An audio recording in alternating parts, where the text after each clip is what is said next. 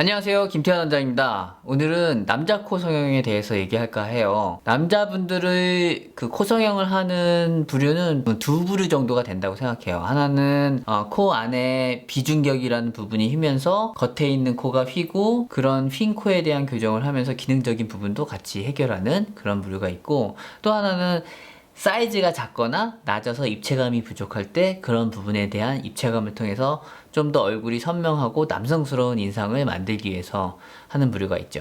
수술적인 방법은 여기 여자분들이랑 같아요. 코끝엔 자가 연고를 사용하고 콧대는 실리콘이던 뭐 다른 물질을 사용해서 하는 거죠.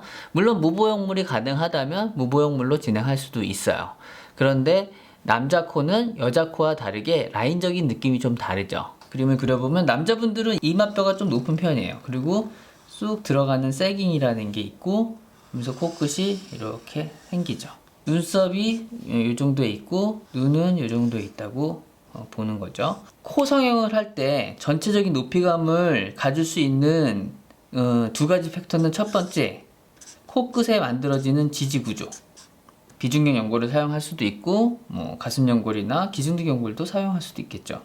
두 번째는 피부의 어떤 탄력, 그리고 사이즈, 이런 부분에 의해서 좀 더 늘어날 수도 있고, 사이즈나 탄력으로 인해서 높이감의 한계가 될 수도 있어요. 우리가 이상적인 어떤 코의 모양상에서 코의 높이가 이 정도까지 올라올 수 있다 라고 가정을 했었을 때, 콧대의 높이는 쭉 해서 거의 쌍꺼풀, 웹커플 라인에서 쭉 올라가는 식으로 만들 수 있어요. 그런데 만약에 지지구조나 피부적인 탄력, 사이즈 이런 걸로 인해서 만약에 코의 높이를 요 정도까지밖에 높이기 어려웠다 라고 한다면, 여자분의 경우에는 코끝의 높이가 살아나는 것을 유지해 주기 위해서 콧대에 시작하는 점을 좀 아래쪽에서 잡고서 끌고 올라가면서 코끝이 살아나는 느낌으로 이렇게 만들어 주려고 해요. 코끝에 대한 높이감을 주려고 하죠. 하지만 남자분의 경우에는 코끝의 높이감보다는 미간 쪽에 있는 높이감이 더 중요해요. 그래야지 좀 더 인상이 깊고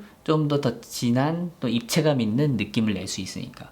그래서 남자분은 코끝의 높이를 이 정도밖에 가져가지 못하더라도 미간의 높이를 거의 쌍꺼풀, 웹커플 라인 정도까지 해서 시작을 해서 코끝을 이렇게 잡아주게 되죠. 그래도 남자분들은 괜찮아요. 여자분들은 여성스러운 느낌 때문에 코끝이 살아나는 느낌이 들어야겠지만, 남자분은 미간 쪽에 있는 높이감이 좀 더 남성스러운 남성감을 줄 수 있기 때문에 유리하죠. 물론 남자분들 같은 경우에는 쌍꺼풀, 웹커플 라인보다 살짝 더 높게 줘도 괜찮은 경우도 있어요. 인상에 따라서. 그래서 그거에 따라서 맞춰서 주긴 해요. 하지만 너무 위쪽으로 가게 되면 아바타 같은 느낌이 되기 때문에 부자연스러워서 그렇게 하지 않고, 아무리 높이감을 원하시는 분들이라 할지라도 그렇게 부자연스러운 느낌까지의 높이감은 원하지 않으세요. 그리고 두 번째는 콧대의 라인이에요. 우리가 콧대의 라인을 할 때 여자분들은 뭐 직선, 직반 뭐 이런 식으로 막 반버선 이런 얘기를 하지만, 남자분들은 거의 직선 느낌으로 내야 돼요. 정면에서 입체감도 필요하지만 라인적인 느낌이 생기는 순간 좀 더 여성스러운 느낌 쪽으로 갈 수 있기 때문에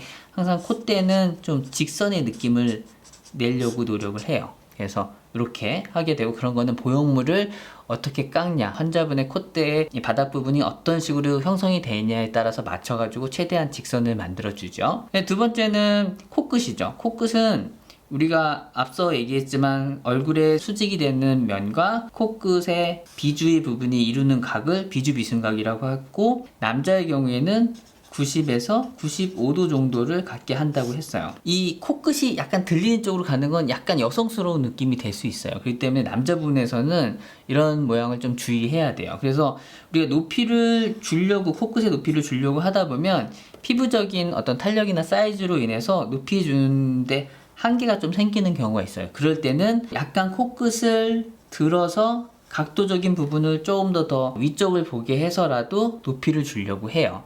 하지만 남자의 경우에는 이 각도를 너무 드는 쪽으로 가는 건 불리하기 때문에 높이적인 부분에서 그렇게 갈 수밖에 없다면 높이를 좀 포기하는 거죠. 그렇게 해도 아까도 얘기했지만 미간 높이가 잘 살아있으면 큰 문제는 없어요. 그래서 코끝을 이루는 각도적인 부분을 항상 고려하면서 수술을 하죠. 콧대 라인은 직선 느낌에서 코끝은 좀 더 들리지 않는 모양으로 가려고 해요. 그리고 또 하나 고려하는 거는 볼륨감이에요. 남자분들은 아래쪽에서 코끝에서 너무 뾰족하거나 빈약한 느낌이 나면 좀 남성스러운 느낌이 떨어져요. 항상 콧대에서 코끝으로 연결되는 이 볼륨감은 뭐 복코 정도는 아니지만 어느 정도의 볼륨감은 있어야 돼요. 그래서 너무 옆에서 봤었을 때 뾰족한 라인으로 만든다거나 그런 것보다는 좀 더 곡선에서 부드러운 느낌을 만들려고 하죠. 그래서 우리가 코끝에 우리가 지지구조를 만들고 그 위에 캡그라프타라고 해서 모자 이식 같은 걸 할 때도 저는 이 안에 이식되는 연고를 좀 넓게 가서 조금 더 코끝에 볼륨감을 내도록 해요.